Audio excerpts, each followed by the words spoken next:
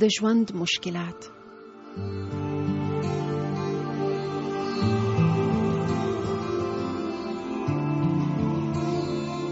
استاد د اوبو ډکه پیاله راوچته کړه، په لاس کې نیولې یې وساتله. شاګردانو ته یې وویل دا به څومره وزن لري؟ چا وویل 1 خورد، چا 2 وبلله، چا بل اټکل وکړ. استاد وویل زه هم نه پوهیږم چې څومره به وي، خو په هر حال وزن یې ډیر نه دی.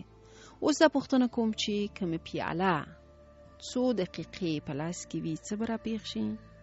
ټولو ورته وویل هیڅ نه. استاد بله پوښتنه وکړه، کومې 1 ساعت په لاس کې وي څه به راپېښ شي؟ شاګردانو ځواب ورکړ په لاس به دې درد شي.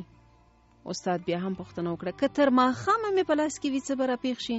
شاګردانو په خندا ورته وویل استاده لاس به دې شل وي، د کور په ځای به روغتون ته روانې.